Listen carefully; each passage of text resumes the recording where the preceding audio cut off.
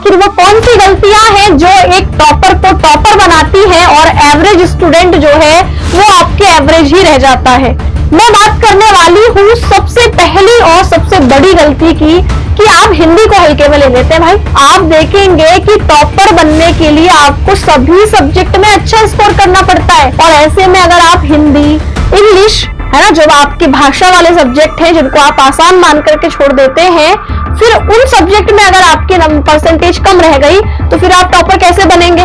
तो आज की इस वीडियो में हम बात करने वाले हैं कि वे कौन सी गलतियां हैं जिसके कारण आप 95 प्लस, जो कि हिंदी में तो आसानी से लाए जा सकते थे, उसमें भी आप चूक जाते हैं। किन गलतियों से आपको बचना है, इस वीडियो को अंत तक देखते रहिए। सबसे पहली गलती की बात करते हैं। 5 गलतियां हैं। सबसे पहली गलती कौन सी है? बिना स्ट्रेटेजी के पढ़ना, बिना रणनीति बनाए पढ़ना, है ना। यानी कि आप क्या करते हैं, जो एवरेज स्टूडेंट होता है ना, वो भैया एक एक चैप्टर पढ़ता रहता है, किताब को शुरू से लेकर अंत तक पन्ने दर पन्ने पढ़ता है, हर चैप्टर को बराबर समय देता है, इंपॉर्टेंट टॉपिक्स की उसको पहचान ही नहीं होती। ये एक एवरेज स्टूडेंट का हाल है। टॉपर स्टूडेंट क्या करता है? टॉपर स्टूडेंट पहले पूरा ब्लूप्रिंट, अब ब्लूप्रिंट क्या है भाई? तो ब्लूप्रिंट है भाई प्रीवियस ईयर क्वेश्चन। ये प्रीवियस ईयर क्वेश्चन है ना, ये आपका रास्ता है। सिलेबस आपके पास है, सबसे पहला हमें सिलेबस, ये हमारा ब्लूप्रिंट होगा। सिलेबस को कैसे पढ़ना है, कौन सा ज्यादा इंपॉर्टेंट है, कौन सा कम इंपॉर्टेंट है, कहां से ज्यादा सवाल बनते हैं, इसको समझने के लिए मदद करेंगे हमारे प्रीवियस ईयर क्वेश्चन। और जो हाई वेटेज वाले चैप्टर्स हैं, टॉपिक्स हैं, उनको पहले करना। हिंदी में क्या है हाई वेटेज? निबंध और पत्र। सबको पता है कि भैया यहाँ पर निबंध 9 नंबर का और पत्र हमारे 6 नंबर का। ये शुरुआत में ही आपका तैयार हो जाना चाहिए, इसका आपको अभ्यास अभी से कर लेना चाहिए। पत्र तो आपको फिक्स है, पता है कौन सा आएगा। निबंध आपके 2, 4, 5 निबंध आपको अच्छे से अभी से तैयार कर लेने हैं। 1 महीने में 1 निबंध भी याद करेंगे, 7 महीने में 7 निबंध हो जाएंगे, और 6-7 निबंध आपने अच्छे से पढ़ रखे हैं, उन्हीं में से आपके निबंध यूपी बोर्ड में आता है। ठीक, इसके अलावा साहित्यिक परिचय 10 नंबर, कहानी का उद्देश्य एवं सारांश 5 नंबर। ये तो ऐसे हैं जो आपके अभी शुरुआत के पहले महीने में ही रेडी हो जाएं, फिर आप धीरे धीरे चैप्टर्स पढ़ते रहो। तो ये आपको यहाँ पर करना है कि जो 80% टॉपिक जो बार बार पूछे जाते हैं, बहुत इंपॉर्टेंट है, उन टॉपिक्स को पहले पढ़ लेना है। दूसरी गलती क्या करते हैं हम, कि नोट्स नहीं बनाते हैं। पढ़े जा रहे हैं, आगे का पढ़ रहे हैं, पीछे का भूल रहे हैं। तो सिर्फ पढ़ता है, और जब रिवीजन करनी होती है तो फिर पूरी बुक है, फिर पूरी कोई क्लास ले रखी है तो पूरी क्लास दोबारा से देखनी है। भाई अपने लिखे हुए नोट्स कब काम आएंगे? टॉपर्स क्या करता है, जब भी वो कोई ऑनलाइन क्लास लेता है, जैसे आपने मेरी हिंदी की क्लास करी, कोई से भी सब्जेक्ट की क्लास करी, उसमें आपको 1 पेज, है ना, 1 पेज अपने नोट्स बना के रखने होते हैं। उसमें की पॉइंट्स, इंपॉर्टेंट क्या क्या बातें आपको आज के चैप्टर में लगी, उसको आपने अपने शब्दों में लिख देना होता है। कोई इंपॉर्टेंट कोट, कोई इंपॉर्टेंट विचार, कोई इंपॉर्टेंट लाइन आप लिख सकते हैं। इंपॉर्टेंट डेफिनेशंस को आप यहाँ पर लिखते हैं। तीसरी गलती, रिवीजन नहीं करना। एवरेज स्टूडेंट क्या करता है, नई चीजें तो पढ़ता रहता है, उसको लगता है वहां मेरा सिलेबस बहुत तेजी से आपके जो है खत्म हो रहा है, लेकिन पुरानी चीजें भूलता जाता है। वही टॉपर स्टूडेंट क्या करता है, लगातार रिवीजन बहुत आपके करता है। यानी वह, जैसे आज उसने कोई टॉपिक पढ़ा होगा तो वो कल 1 दिन बाद फिर से उस टॉपिक को पढ़ेगा। जैसे मैं आपसे कहती हूँ कि इवनिंग में आप क्लासेस कर रहे हैं, तो अगले दिन मॉर्निंग का शेड्यूल आपको, सुबह का शेड्यूल पिछले दिन आपने क्या पढ़ा था, इसको दोहराने का होना चाहिए। 3 दिन बाद नहीं कर पा रहे हैं तो कम से कम हफ्ते में सैटरडे संडे का समय मिल रहा है, उस दिन देखिए पूरे हफ्ते में हर सब्जेक्ट में क्या क्या पढ़ लिया है।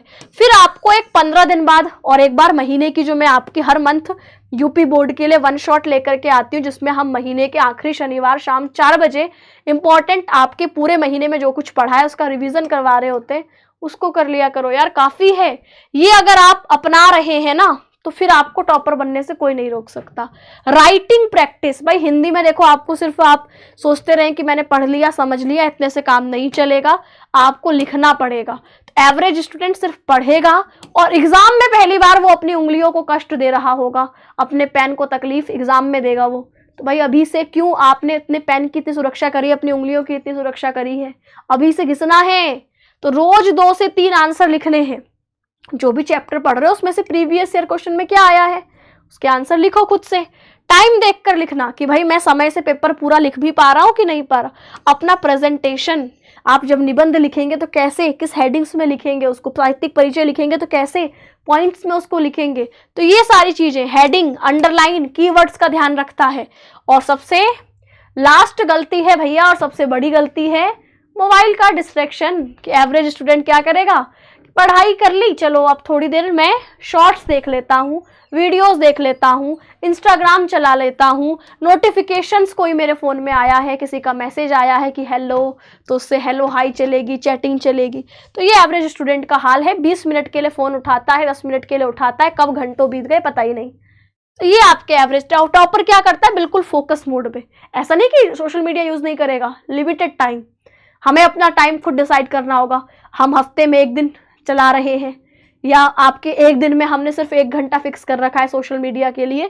तो ये आपको अपना थोड़ा फोकस तो देखो बढ़ाना पड़ेगा, टॉपर बनना है तो टाइम फिक्स होगा। ऐसे नहीं कि आज मन किया तो 4 बजे पढ़ रहे हैं, कल मन किया 10 बजे पढ़ेंगे, फिर परसों आपके जो है दोपहर 12 बजे बैठ जाएंगे। अगर ये रहेगा तो फिर आपकी बॉडी जो है अपने गोल की तरफ आगे नहीं बढ़ पाएगी। तो एक फिक्स टाइम, फोन को दूर मतलब जिस वक्त पढ़ाई कर रहे हो, जैसे किताब से पढ़ रहे हो, नोट्स पढ़ा रहे हो, तो उस वक्त फोन दूर, और फोन हाथ में भी है तो जो अननेसेसरी आपकी नोटिफिकेशंस होती है उसको हटाएंगे। डीएनडी मोड ऑन करके अपनी पढ़ाई करनी है। जिस वक्त सोशल मीडिया चला रहे हैं सोशल मीडिया, जिस वक्त पढ़ाई उस वक्त सिर्फ पढ़ाई। ये अगर आप अपना लेते हैं तो मुझे नहीं लगता कि आपको कहीं कोई समस्या आने वाली है। अपना डेली रूटीन रखिए कि आपको यहाँ पर क्या करना है, मॉर्निंग में अपना टाइम रिविजन के लिए देना है। हिंदी के लिए आप लोगों को जो क्लासेस है ना, वो क्लासेस करने के बाद, मैं कहती मेरी क्लास आपकी 40 से 45 मिनट की हो रही है, उस क्लास को आपने कर लिया, लाइव देखेंगे तो आपके 45 मिनट जाएंगे। लेकिन कोई ऐसा बच्चा है जो आपके 1.5 की स्पीड में, 2 की स्पीड में समझ पाता है चीज़ों को, वो उसको बाद में देखने के बाद कम समय में कवर कर सकता है। सुबह आपको 15 मिनट का समय देना है हिंदी को सिर्फ 15 मिनट का समय रिवीजन के लिए। इवनिंग का समय अपनी क्लासेस के लिए रखिए। होमवर्क, आपको किसी सब्जेक्ट में, मैथ्स में, केमिस्ट्री में कोई होमवर्क मिला है, रात का समय अपनी राइटिंग प्रैक्टिस, एक निबंध लिखिए, देख करके ही लिखिए। एक निबंध को 1 महीने तक रोज देख करके लिखिए, याद हो जाएगा।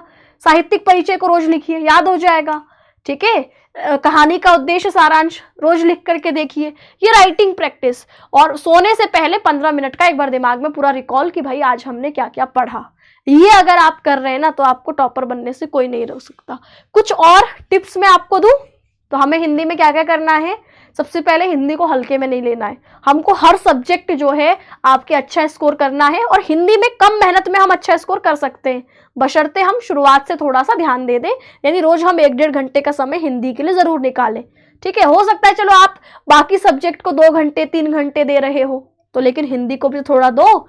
20 मिनट, 25 मिनट, 1 घंटा, 1.5 घंटा अगर रोज आप हिंदी को दोगे तो 6 महीने में आपका कोर्स कंप्लीट हो जाएगा। फिर रिवीजन और प्रैक्टिस आपको एग्जाम के टाइम तक करनी है बस। तो ये आपका सबसे पहला फोकस कि हम कोई क्लास मिस ना करें, हर चैप्टर हमने पढ़ा हो। और जो वेटेज वाले टॉपिक है, निबंध, पत्र, साहित्यिक परिचय, कहानी का उद्देश्य एवं सारांश, ये जो आपके टॉपिक फिक्स हैं, आपको अभी से पता है कि ये टॉपिक आने ही है एग्जाम में, उनकी लिखने की बार बार प्रैक्टिस, अपना प्रेजेंटेशन सुधारना। क्लास को देखने के बाद उसके कुछ शॉर्ट नोट्स आप बना लीजिए, और जब भी उस चैप्टर का रिवीजन करना हो उन नोट्स को जो आपने खुद से अपने हाथ से लिखे हैं उसको देखना है। मैं ये नहीं कह रही बहुत डिटेल एक एक पंक्ति आपको पीडीएफ से उतारनी है, नहीं, आपको अपने शब्दों में, सरल शब्दों में उसको लिखना होगा। यही आपके अपने नोट्स हैं। और फिर आपको एग्जाम से पहले या अपने हफ्ते में 15 दिन में दोहराना है। और मंथ की जो मैं एक मैराथन लेकर के आती हूँ उसको आपने अभ्यास कर लेना है।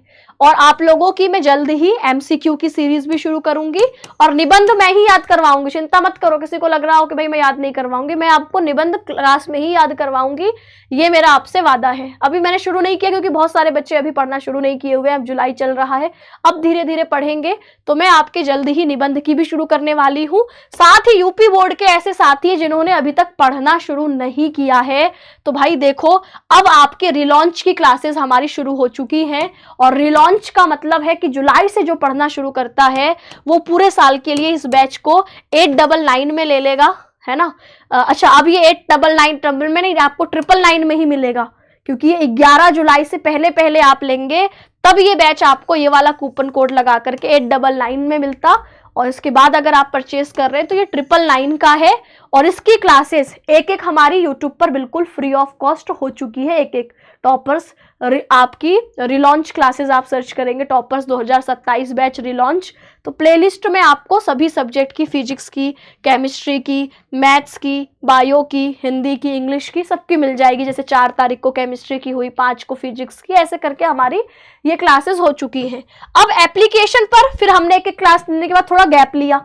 अब 11 तारीख से हमारी ये प्रॉपर रोज क्लासेस चलेंगी, जिसमें 2 बजे आपकी मैथ्स बायोलॉजी की, 3 बजे केमिस्ट्री की, 4 बजे इंग्लिश की और आपकी 6 बजे हिंदी की, रात को 8 बजे फिजिक्स की, ये क्लासेस होंगी। तो इससे आप जुड़ करके आपका क्या होता है ना, जब हम क्लास ले रहे होते हैं तो हमारा एक रूटीन बना होता है कि हमें इतने बजे से इतने बजे तक लाइव क्लास लेनी है, फिर इसका रिवीजन करना है, फिर प्रैक्टिस करनी है। तो इससे आप एक रिदम में अपनी पढ़ाई को जारी रख पाते हैं। तो आप सभी साथी इस 11 जुलाई से जो एप्लीकेशन पर रेगुलर क्लासेस हो रही हैं, इन रेगुलर क्लासेस से 11 जुलाई से इस टाइम टेबल के साथ जुड़ पाएंगे। पीसीबी वाले हैं तो आप ये कोर्स देखिएगा इसमें कि टॉपर्स 2027 बैच रिलॉन्च पीसीबी, और अगर पीसीएम वाले हैं तो यहाँ पीसीएम देख करके आपको परचेस करना है रोजगार विद अंकित एप्लीकेशन डाउनलोड करने के बाद। यानी रोजगार विद अंकित एप्लीकेशन आपने अपने फोन में डाउनलोड किया, उसके बाद यहाँ पर ऐसे ये 3 लाइनें हैं ना, इस पर क्लिक करके आपको आरडब्ल्यू ट्यूशन क्लासेस सेलेक्ट कर लेना है। आरडब्ल्यू ट्यूशन क्लासेस सेलेक्ट करने के बाद आपको पेड क्लासेस में जाना है। वहां ये इस तरीके का बैच का फोटो दिखेगा, उसमें पढ़ लो, पीसीबी वाला है, पीसीएम वाला है, ये आप कर लेंगे, बाय नाउ करेंगे तो आपका ये पेमेंट करने के बाद बैच एक्टिव हो जाएगा। हिंदी इंग्लिश का भी अलग से है, तो जो आर्ट्स वाले कॉमर्स वाले साथी हैं आपके 299 में आपका जो बैच है उसमें हिंदी और इंग्लिश सब्जेक्ट आपको मिल जाता है। और इसमें अभी तक हमारी वैसे ये बैच टॉपर्स बैच 25 मार्च से हमने शुरू किया था, काफी कुछ कंप्लीट हो चुका है, लेकिन फिर भी जो अभी से पढ़ना शुरू कर रहे हैं उनके लिए हम ये अलग से क्लासेस का प्लानर लेकर के आए हैं। 20-25 दिनों में हम आपकी पूरी जो 3-4 महीने में पढ़ाया था उसकी रिकवरी करते हुए आपको टॉपर्स बैच के साथ ही जोड़ देंगे, और लगातार आप हमारे साथ पढ़ करके अक्टूबर तक अपना कोर्स कंप्लीट कर पाएंगे। फिर 2-4 महीने जम के प्रैक्टिस, जम के रिविजन करवाएंगे, और जैसा हम हर साल आपके हजारों की संख्या में टॉपर देते हैं, तो इस बार भी बारी आपके ऐसे ही उन संख्या को हजारों संख्या में आप लोगों को शामिल करने की है। तो आप लोग इस बैच के साथ जुड़ करके अपनी तैयारी जरूर करिएगा, और आप लोगों के जो भी डाउट हो हिंदी से रिलेटेड वो मुझे जरूर बताइएगा। मैंने मार्च, अप्रैल और जो आपकी मई है, इन 3 महीनों की 3 वन शॉट, जिसमें पूरे मंथ में मैं जो भी आपको पढ़ाती हूँ उसका एक रिवीजन आपके यूट्यूब पर वन शॉट के तौर पर होता है। 3 अब तक हो चुके हैं, अप्रैल, मई, जून, ठीक है। अब आपके जुलाई में जो भी मैं सिलेबस करवाऊंगी इसकी भी 25 जुलाई शाम 4 बजे, शनिवार, हर महीने का आखिरी शनिवार शाम 4 बजे वन शॉट लेकर के आती हूँ। तो वो लेकर के आऊंगी, इस महीने जो कुछ पढ़ा है उसका कंप्लीट आप लोगों को वन शॉट में मिल रहा होगा। तो जो बच्चे रेगुलर अगर क्लासेस कोई मिस कर देते हैं बीच में, तो इस पूरे मंथ की वन शॉट के उनका वो रिकवर हो जाता है, ठीक है। चलिए, तो आज के इस सेशन को मैं यही विराम देती हूँ। सभी को नमस्कार, धन्यवाद।